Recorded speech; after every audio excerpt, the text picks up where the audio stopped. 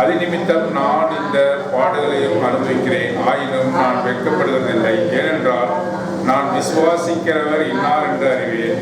நான் அவரிடத்தில் ஒப்பு கொடுத்ததை அவர் அந்நாள் வரைக்கும் காத்து கொள்ள வல்லவராயிருக்கிறார் என்று நிச்சயித்திருக்கிறேன்.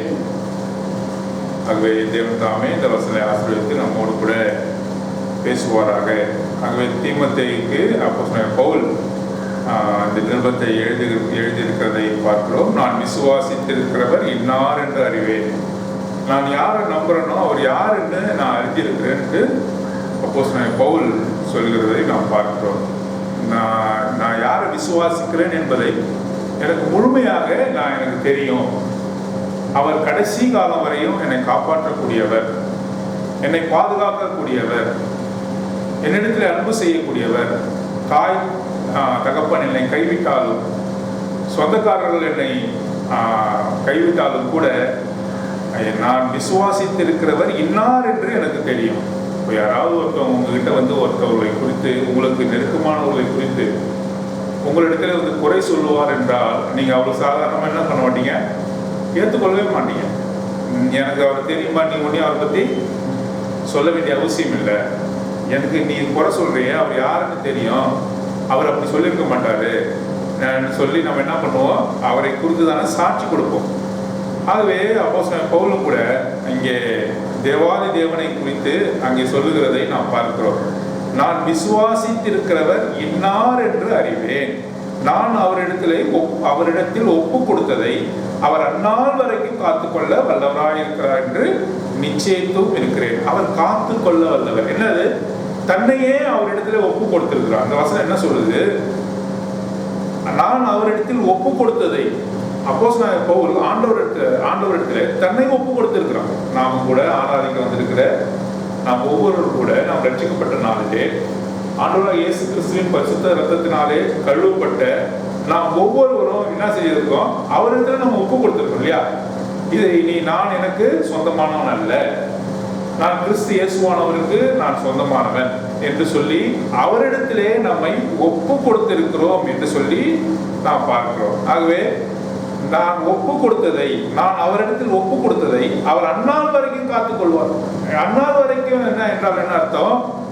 அந்த ரட்சிப்பு ஈடேறுகிற வரைக்கும். ரட்சிப்பு என்றால் என்ன? பாவத்தில், இந்த இடத்துல பாவத்திலிருந்து மனம் திரும்புவதற்கான காரியம் இல்லை. ரட்சிப்பு என்றால் இந்த உலகத்திலிருந்து அவன் எடுத்துக்கொள்கிற வரைக்கும், தேவனிடத்திலே அவன் சென்று சேருகிற வரைக்கும் அங்கே என்ன செய்வாரு? அவர் காத்து கொள்ளுவார் என்று சொல்லி அவன் முழுவதுமாக அறிந்திருக்கிறான். நான் அவரிடத்திலே ஒப்பு கொடுத்ததை அவர் அந்நாள் வரைக்கும் காத்து கொள்ள வல்லவராய் இருக்கிறார் என்று நிச்சயித்து இருக்கிறேன் என்று சொல்லி அப்போஸ்தலனாகிய பவுல் இங்கே சொல்லுகிறதை பார்க்கிறோம். ஆகவே இந்த வசனங்கள் நாம் பார்க்கும் பொழுது அவர் காத்து கொள்ள வல்லவர், அவர் காத்து கொள்ள வல்லவர். காத்து கொள்ள வல்லவர் என்றால் என்ன அர்த்தம்? அவர் நம்மை பாதுகாக்க வல்லவர். இந்த வசனத்தை கொண்டுதான் நாம் இன்று தியானித்து தேவனை நாம் ஆராதிக்க போகிறோம். அவர் நம்மை காத்து கொள்ள வல்லவராய் இருக்கிறார் என்று சொல்லி நாம் பார்க்கிறோம். நான் விசுவாசிக்கிறவர் இன்னார் என்று அறிவேன்.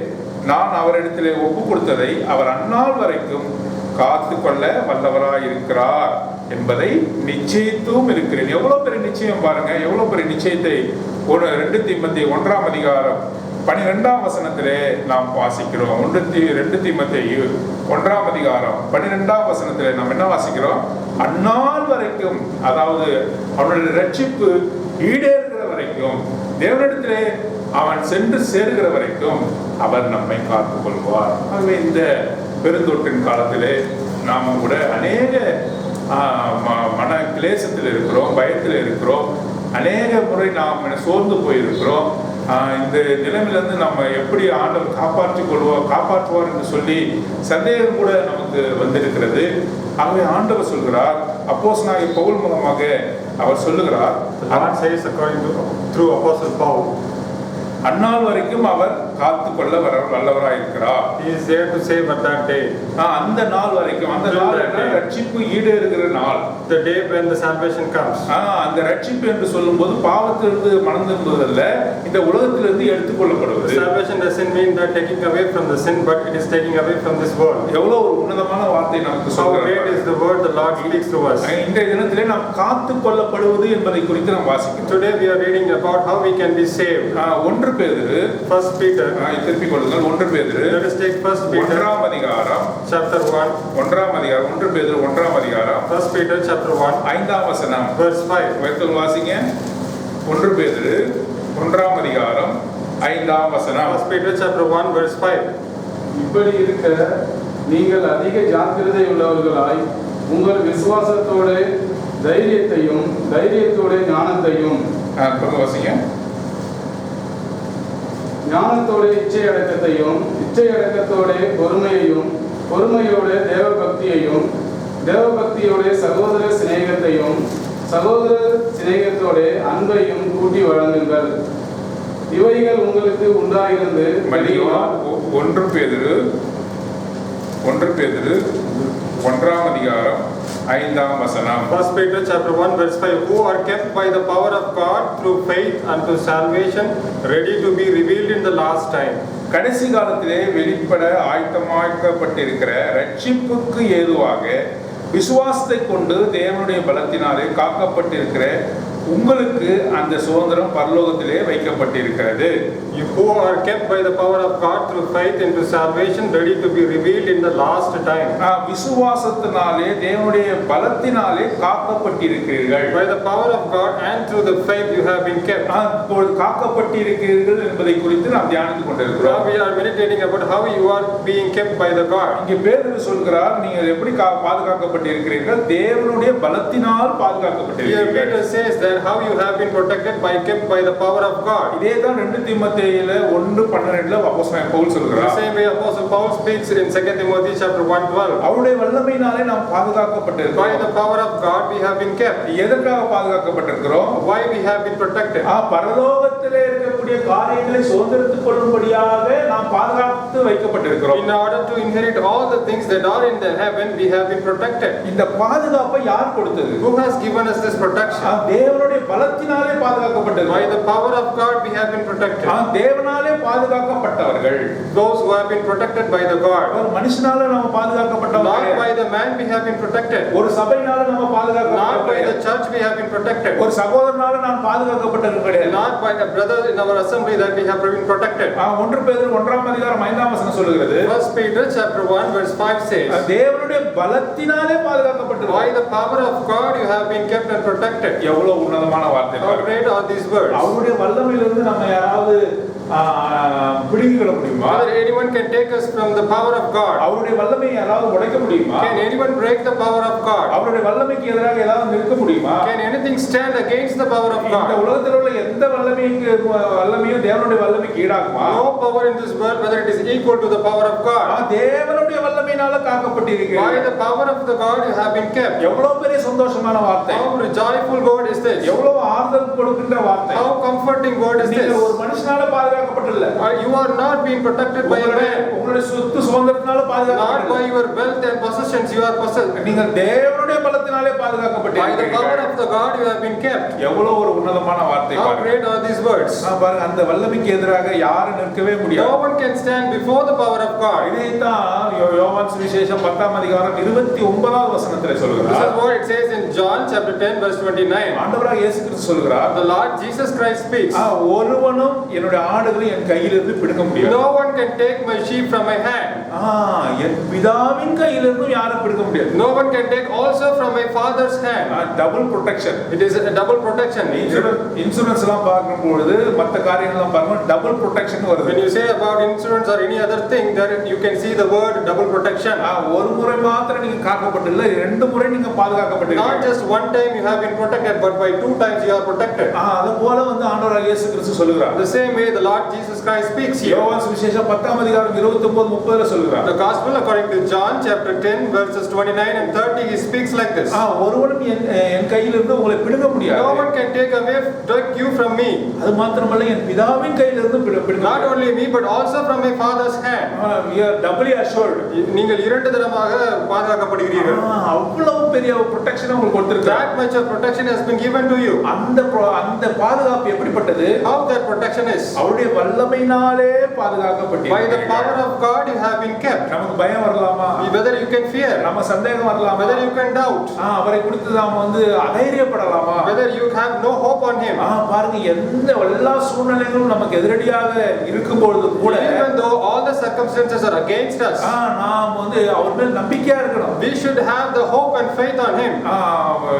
பக்தனாகிய யோபு சொல்கிறார், Job says, என்னை அவர் கொன்று போட்டாலும் நான் அவர் மீது நம்பிக்கையா இருக்கேன். even though he kills me, I have the faith on him. அவர் என்னை கொன்றே போடட்டும், நான் அவர் மீது நம்பிக்கையா இருக்கேன். Even he can kill me, but I still have the faith on him. அந்த விசுவாசம் நமக்கு இருக்கிறதா? Whether you have that faith.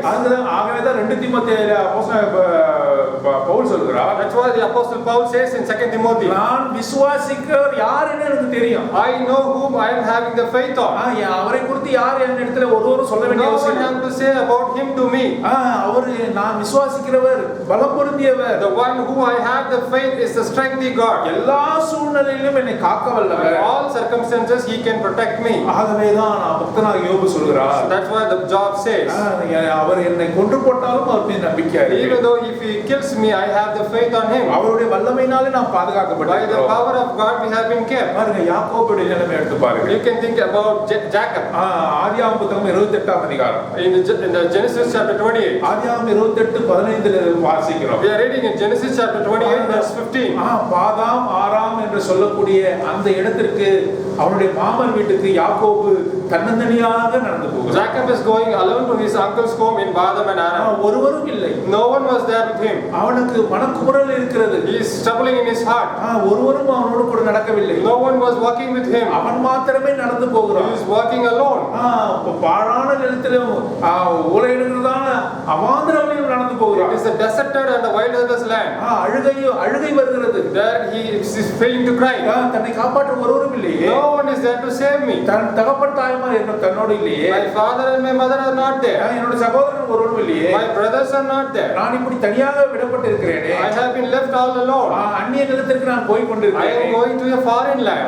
எப்படி என்னுடைய வாழ்க்கை இருக்கும் என்று சொல்லி யோசித்து மனம் கலங்கியவனாக He போகிறான். was thinking with a troubled heart that how my life is going to be. அவன் ஒரு நாளும் தேவனை தேடவில்லை. He didn't even search one day to God. ஆனால் தேவன் அவனை சந்திக்கிறார். But God speaks to him. Loose என்று சொல்லக்கூடிய அந்த பெத்தேலிலே அவனை சந்திக்கிறார். The God meets him at Luz. பாருங்க, அந்த இடத்திலே ஆண்டவர் அவனுக்கு தரிசனத்தை கொடுக்கிறார். At that place the God revealed himself to him. பெரிய ஏணியை காண்கிறான். Here there he saw a big ladder. பெரிய தரிசனத்தை பெற்றுக்கொண்டான். It was a very great revelation. தேவாதி தேவன் அந்த ஏணியின் மேலே அமர்ந்திருக்கிறார். The God of gods was there above the top of the ladder. தூதர்கள் கீழேயும் மேலேயுமாக போய் The கொண்டிருக்கிறார்கள். angels were going up and down. அவன் ஒரு நாளும் தேவனை நோக்கி பார்த்தது They have never even a single day looked into the God. அவன் ஒரு நாளும் தேவன் மீது நம்பிக்கை வைத்தது. They don't have a faith or a hope with the God. ஆனால் தேவன் அவனை தேடினார். But the God searched him. யாக்கோபு என்னும் சிறு பூச்சியே என்று சொல்கிறார். He told Jacob, a small worm. யாக்கோபு என்று எத்தனையோ உன்னை தேடினேன் என்று He is சொல்கிறார். telling Jacob, the little one, I searched you. உன்னுடைய பிதாக்களுக்கு கொடுத்த வாக்குத்தத்தத்தின் நிமித்தமாக உன்னை தேடினேன் என்று சொல்கிறார். Since I swore to your forefathers, I am just searching you. பாருங்க, அதே போல தான் நம்மை அவர் தேடி வந்தார். In the same way, he also searched us. 1 யோவானிலே வாசிக்கிறோம், 4:5 We வாசிக்கிறோம். are reading in 1 John chapter 4 and 5. பாருங்க, நாம் அவரை தேடவில்லை. We have not searched him, அவர் நம்மை தேடி but வந்தார். he searched us and நாம் found. அவரை நேசிக்கவில்லை. We haven't loved him, அவர் நம்மை but முந்தி he நேசித்தார். first loved us.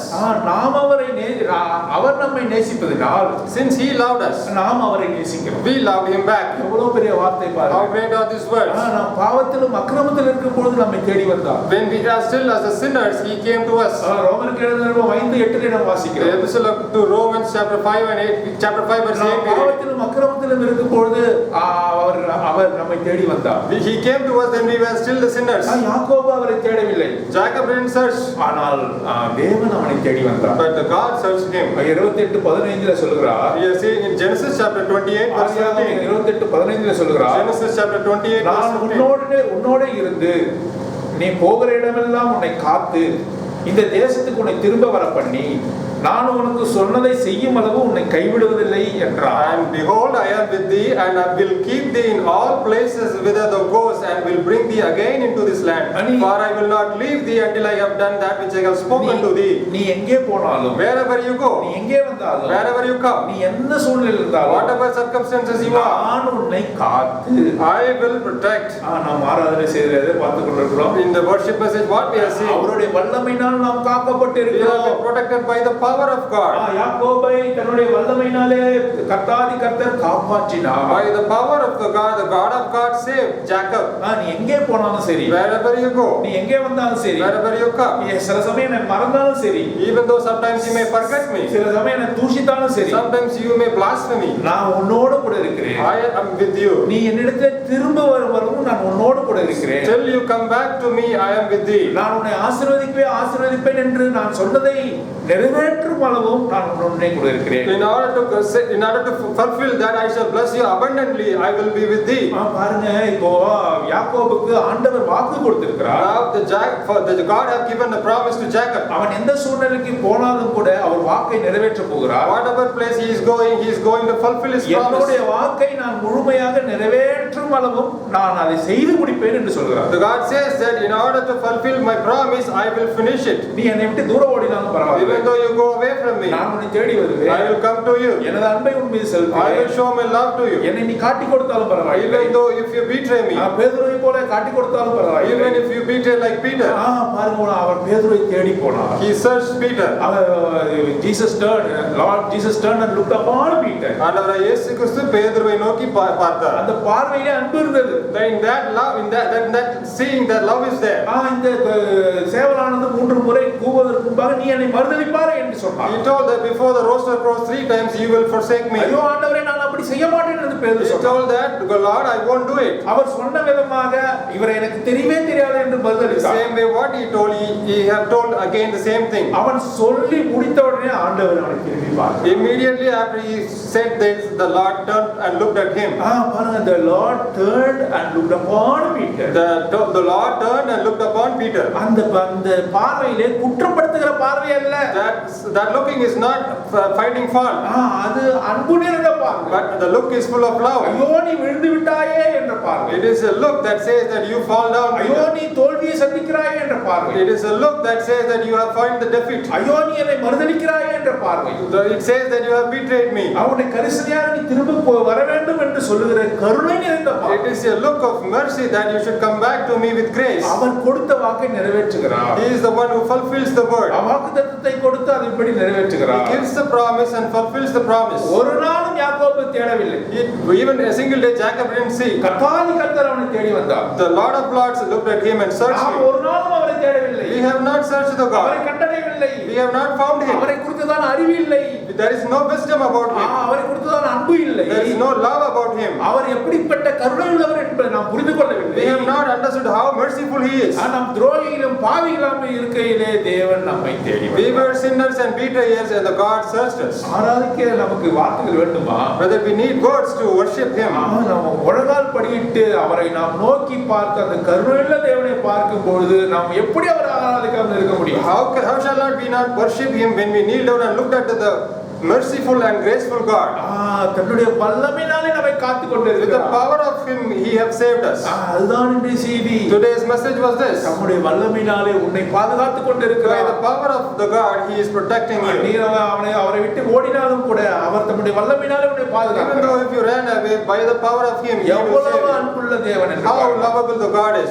பாருங்க, சங்கீதம் Psalms 17 சங்கீதம் Psalm chapter 17 8ஆம் வசனம். verse 8. வாசிங்கள். 17 சங்கீதம் 17. Psalm chapter 17 verse 8. Keep me as the apple of the eye, hide me under the shadow of thy wings. தமிழ்ல வாசிங்க. கண்மணியை போல என்னை காத்தருளும்.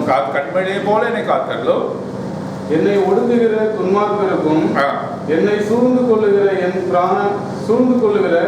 என் பிராண கலைஞருக்கும் மறைவாக உம்முடைய செட்டைகளின் நிழலிலே என்னை காப்பாற்றும். பாருங்க, கண்ணின் கருமுளையை போல காத்துக் கொள்கிற தேவன். He is the one who protects like the apple of the eye. இப்ப நம்ம அவருடைய வல்லமையினாலே காத்துக் கொள்கிற தேவன் என்ற சொல்ல தலைப்பிலே நாம் பார்த்துக் கொண்டிருக்கிறோம். Now we are looking under the topic that by the power of the God the Lord protects and kept us. கண்ணின் கருமுளையை போல பாதுகாக்கிறார். Like the apple of the eye he protects. கண்ணு இருக்குது, The eye is there. அதுக்கு உள்ளாக கருப்பு விழி இருக்குது. Inside that there you can find the black thing. பாருங்க, அதுதான் இந்த உலகத்தை பார்க்க நம்ம உதவுது. It helps us to see through the world. கண்ணை குறித்து தான முக்கியமான வசனங்கள்லாம் ஆண்டவர் சொல்கிறார். Many important verses are told by the Lord about eye. ஆனால் இந்த வசனம் மிகவும் நேர்த்தியான ஒரு வசனம். This verse is very right one. ஆறுதலான வசனம். This is a very comforting verse. கண்ணின் கருமணியை போல பாதுகாக்கிறார். Like the apple of the eye he protects. பாருங்க, இந்த கண்ணை நோக்கி ஏதாவது ஒரு காரியம் வரும் என்று சொன்னால், if anything comes towards the eye, அது ஊர்விளைக்கும்படி, அதை பாதிக்கும்படி கண்ணை நோக்கி ஏதாவது ஒரு பொருளோ ஒரு தூசியோ வரும் என்றால், to damage it, either it could be a dust or any other object, அது வந்து சேர்வதற்கு முன்பாக அந்த கண்ணினுடைய திரை வந்து அது மூடிக்கொள்கிறது. before it come and reaches, the eyelid closes it. பாருங்க, இது இன்வாலண்டரியா நடக்குது. Because it happens involuntarily.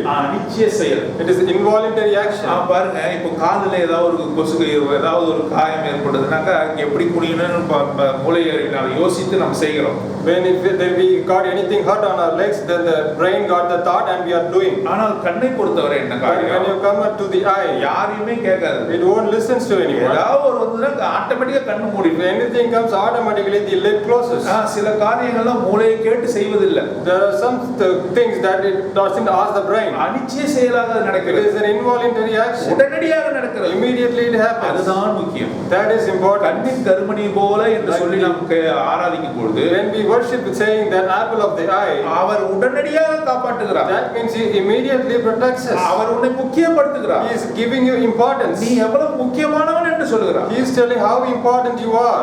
பாருங்க, அவர் கண்ணின் கருமணியை போல உன்னை காப்பாற்றுகிறார். He is protecting you and keeping you like the apple of the eye. அநேக தடவை சொல்லி நாம் ஆராதிக்கிறோம்.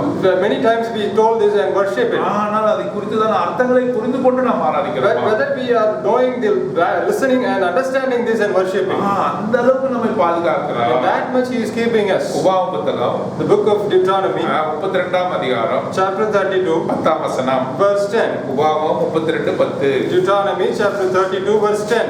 எடுத்து வாசிங்க. உபாகமம் Deuteronomy 32 chapter 32, 10ஆம் வசனம். verse 10.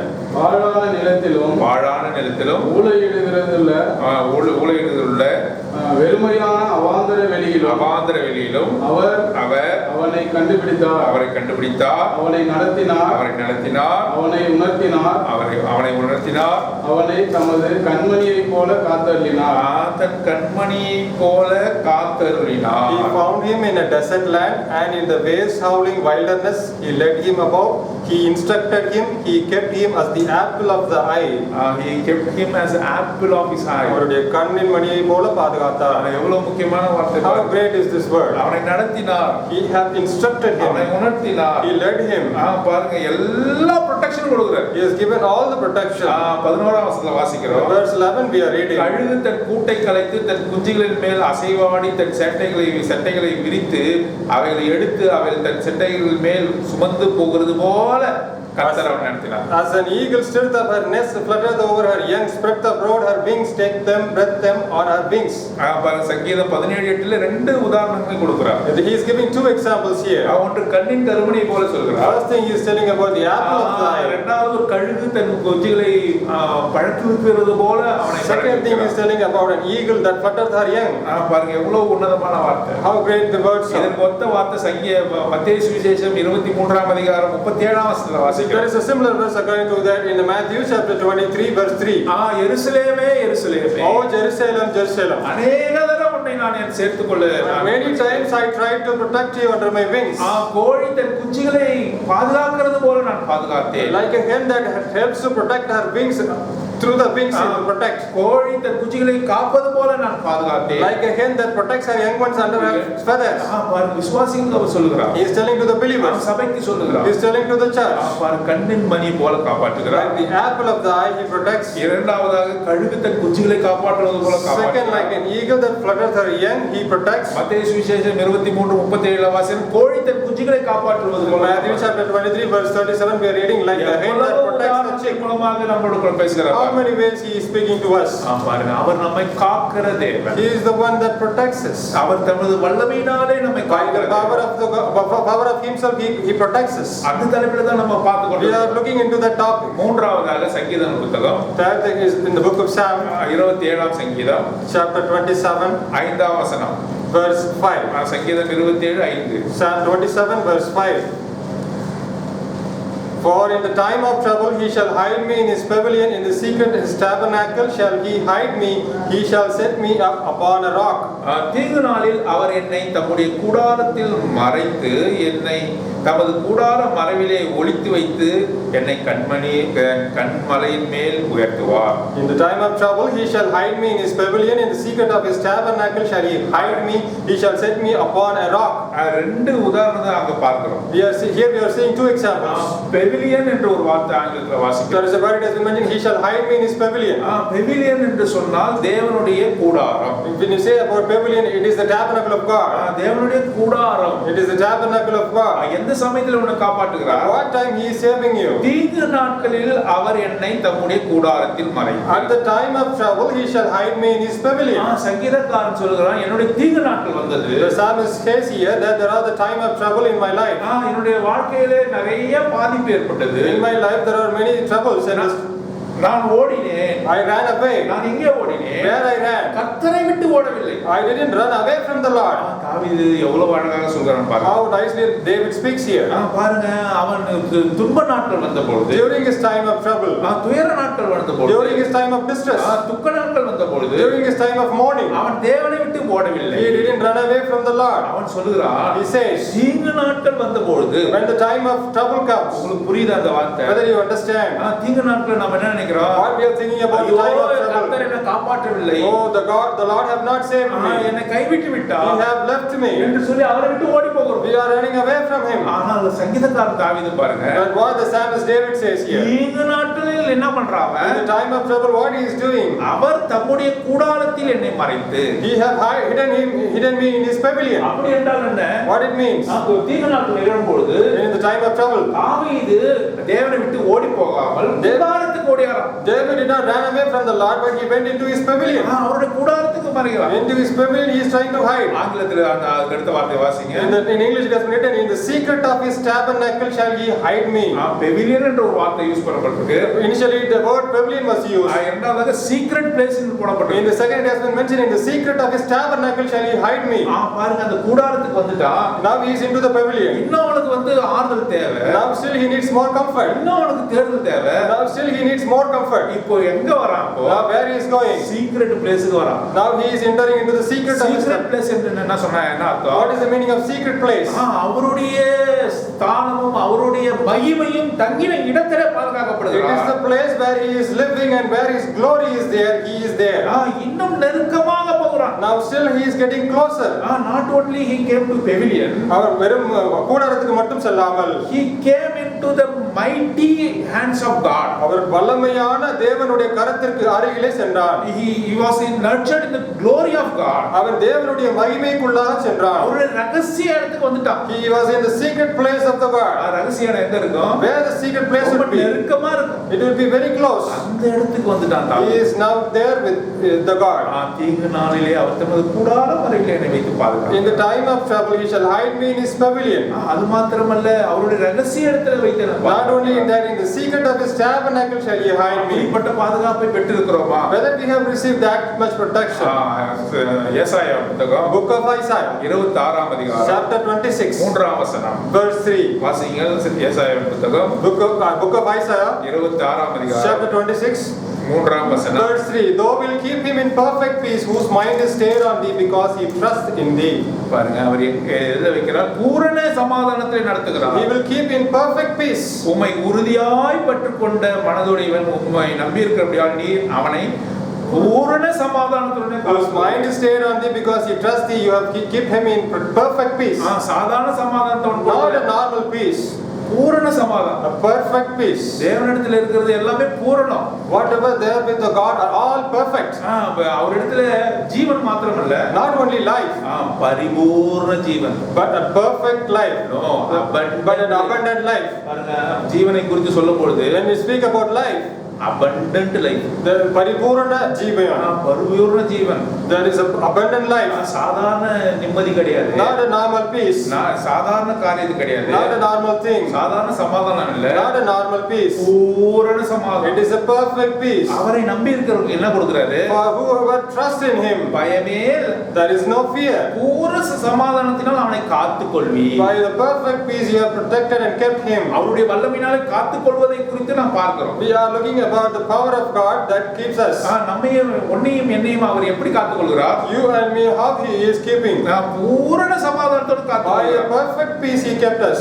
பாருங்க, இந்த சமாதானத்தை நாம் பெற்றுக்கொண்டிருக்கிறோமா? Whether we have received this perfect peace. என்னுடைய சமாதானத்தை நான் உனக்கு கொடுக்கிறேன். I am giving my peace to you. உலகம் கொடுக்கிற பிரகாரமா நான் Not the கொடுப்பதில்லை. peace that given by the world, என்னுடைய சமாதானத்தை but the கொடுக்கிறேன். peace I give you. பாருங்க, உலகம் கூட ஒரு சமாதானத்தை கொடுக்கும். The world also gives a peace. அந்த சமாதானம் நிலைத்திருக்குமா? Whether that peace will remain, அந்த சமாதானம் உறுதியான சமாதானம், whether that peace is strong, அந்த சமாதானம் எடுக்கப்பட முடியாத whether சமாதானம். that peace that cannot be taken away.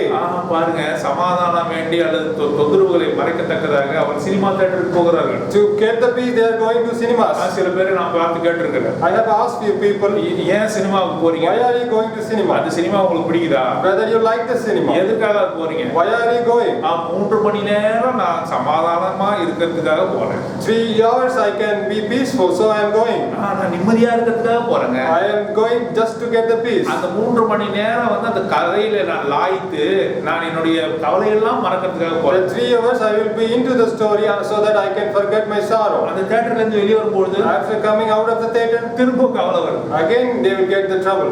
குடிகாரர்களை பார்த்து கேட்டிருக்கிறேன், I have asked about the drunk man. இது எதற்காக குடிக்கிறீங்க? Why are you drinking? சமாதானமே இல்லைங்க. I have no peace. எதுக்காக குடிக்கிறீங்க? Why are you drinking? என்னை நானே மறந்து இருப்பதற்காக குடிக்கிறேன். I can forget myself, so I am drinking. இப்பொழுது நீங்க அந்த குடி அந்த போதை போயிட்ட பிறகு உங்களுக்கு சமாதானம் இருக்குமா? After the drinking thing have gone, whether you got the peace, அந்த போதை போயிட்ட பிறகு திரும்ப கவலை வருகிறது. again you will get the peace அது again. பூரண சமாதானம். That is not a perfect peace. ஒரு மனுஷன் கொடுக்கிறது பூரண சமாதானமா? A peace given by a man, is it a perfect peace? தேவன் சொல்கிறார், God says, பூரண சமாதானத்தோடு உன்னை காத்துக்கொள்வேன். I will keep you with the perfect peace. ஏசாயா 26:3 சொல்கிறார், Book of Isaiah chapter 26 verse 3 says, பூரண சமாதானத்தினாலே காத்துக்கொள்கிறார். those who trust in him, he keep him in perfect peace.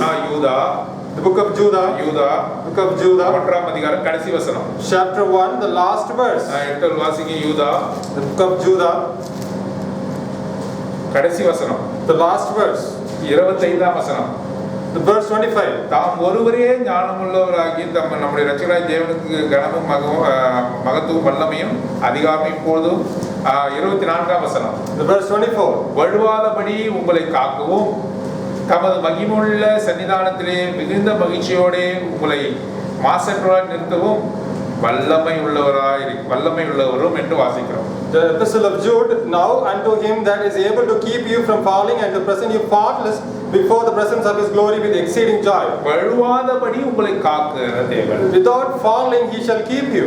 இப்போ நம்ம எந்த காரியத்தை குறித்து வாசிக்கிறோம்? Now what we are reading about, அவருடைய வல்லமையினாலே காக்கப்பட்டு இருக்கிறோம். by the power of him we have been kept. இங்கே யூதாவில் நிருபத்தில் என்ன வாசிக்கிறோம்? In the epistle of Jude what has been written, வழுவாதபடி உங்களை காக்கிறவர். without falling he is keeping you. இந்த எபிரேய பதத்திலே In the Hebrews, அங்க என்ன காரியம் போடப்பட்டிருக்கு என்று சொன்னால், what it has been mentioned about this is, வழுவாதபடி என்ற வார்த்தைக்கு for the meaning of the word falling without, stumbling என்று போடப்பட்டிருக்கு. it has been mentioned as stumbling. தடுக்கி விழுறது. It is like falling again and again, திரும்ப விழுறது. repeatedly falling. திரும்ப விழாதபடி காத்துக் He கொள்ளுகிறார். is keeping keeping you that you will not repeatedly fall. வழுவாதபடி என்னை காத்துக் கொள்கிற தேவன். He is keeping you from falling. பாருங்க ஏசாயாவின் புத்தகம் The book of Isaiah, 27ஆம் அதிகாரம் chapter 27, 2ஆம் வசனம். verse 2. வாசிங்க ஏசாயாவின் புத்தகம் Book of Isaiah, 27ஆம் அதிகாரம் chapter 27, 2ஆம் வசனம். verse 2. அக்காலத்திலே நல்ல திராட்சை ரசத்தை தரும் திராட்சை தோட்டம் உண்டாயிருக்கும். அதை குறித்து பாடுங்கள். அதுக்கடுத்த வசனம். கர்த்தராகிய நான் அதை காப்பாற்றி கர்த்தராகிய நான் அதை காப்பாற்றி அடிக்கடி அதற்கு தண்ணீர் பாய்ச்சி அடிக்கடி அதுக்கு தண்ணீர் பாய்ச்சி ஒருவரும் அதை சேதப்படுத்தாதபடிக்கு அதை இரவும் பகலும் காத்துக்கொள்வேன்.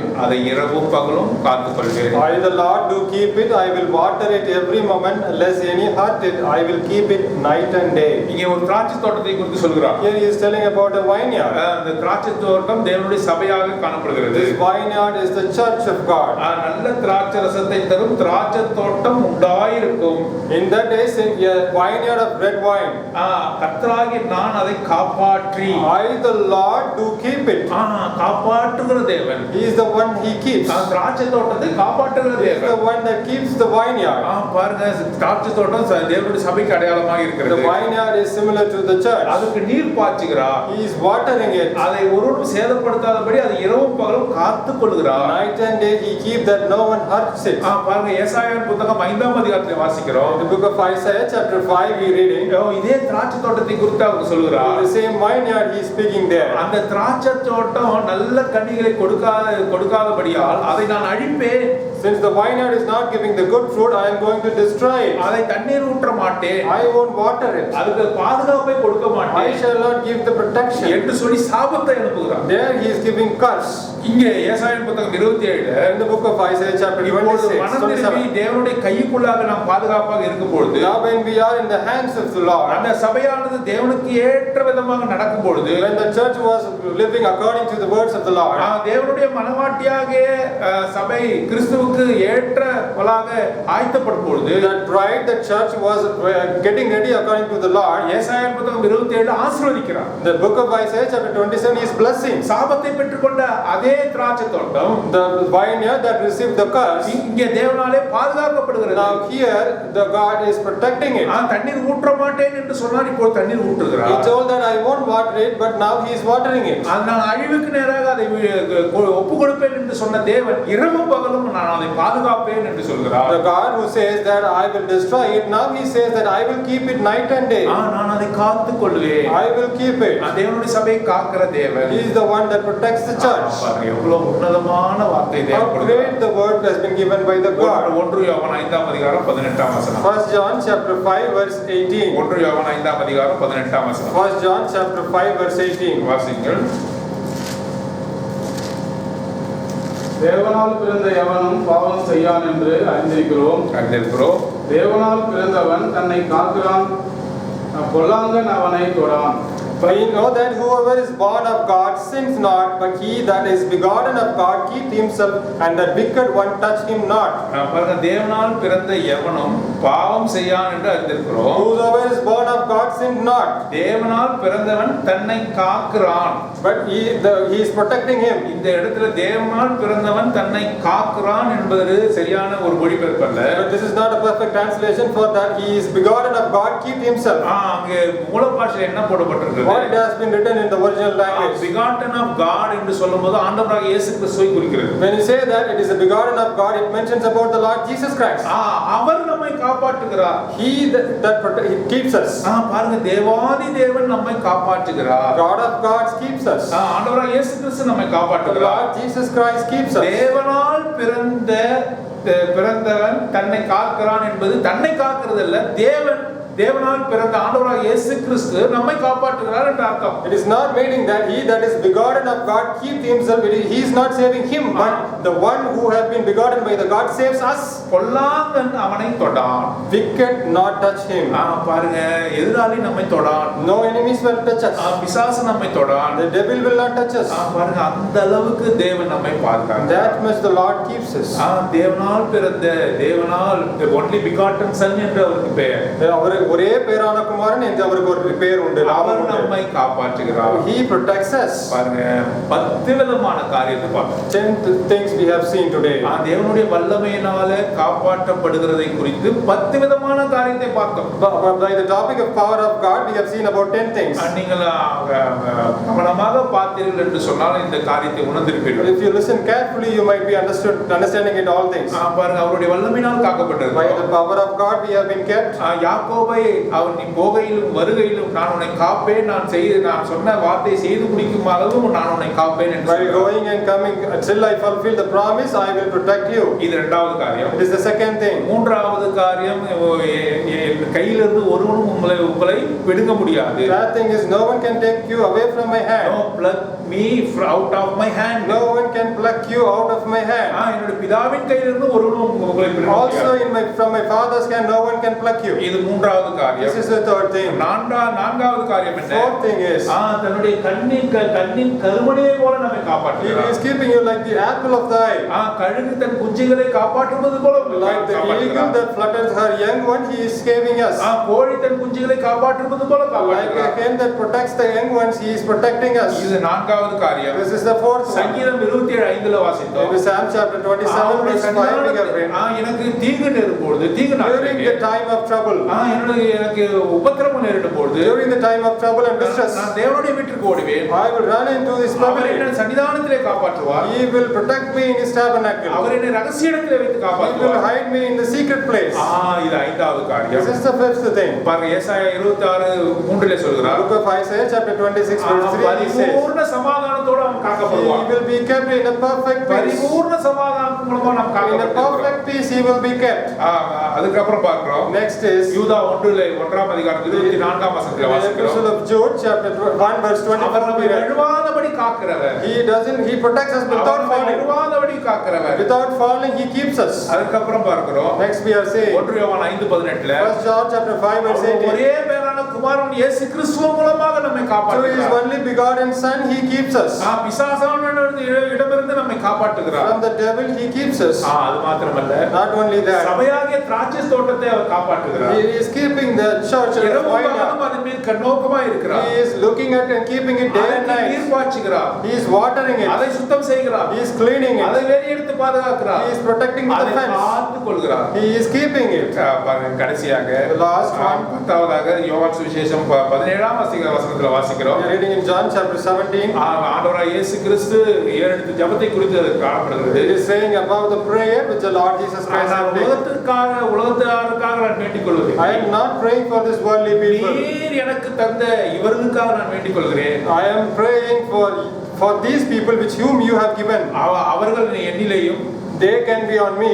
நான் உம்மிலேயும் இருக்கும்படியான ஒரு I also be with you. That kind of protection. 10 விதமான பாதுகாப்பை நமக்கு கொடுத்திருக்கிறார். 10 types of protection he is giving us. 10 விதமாக நம்மை காத்து வருகிறார். 10 ways he is keeping us. தன் வல்லமையினாலே பாதுகாக்கிறார். By the power of him he is saving us. பாருங்க இவ்வளவு வல்லமையா நம்மை பாதுகாக்கிற இந்த தேவனை நாம் ஆராதித்து மகிழலாம். Let us be rejoiceful in worshiping the God who protects us in all his ways. நாம் அவருக்குள்ள சந்தோஷமா இருக்கலாம். We can rejoice in him. கண்ணின் கருமணி போல நம்மை காப்பாற்றுகிறார். He is keeping us like an apple of the eye. ஒன்றை குறித்து நாம் அதறியப்பட வேண்டிய அவசியம் இல்லை. We don't have to lose our hope. பாருங்க இந்த தேவனை நாம் ஆராதித்து மகிழலாம். Let us be joyful by worshiping this God. உண்மையோடு கூட ஆராதிக்க தேவன் தாமே நமக்கு உதவி செய்வார். Let us worship with our soul and truthfulness. Let the Lord help us. அடுத்தபடியாக நம்முடைய பாடல் புத்தகத்திலே 300வது பாடலை பாடலாம். சிலுவையிலே பலியான தேவனே மாட்டுக்குட்டி. நம்முடைய பாடல் புத்தகத்தில் 300வது பாடல். இந்த பாடல் முடிந்த பிறகு நாம் ஜூமுக்கு போகலாம். பாடல்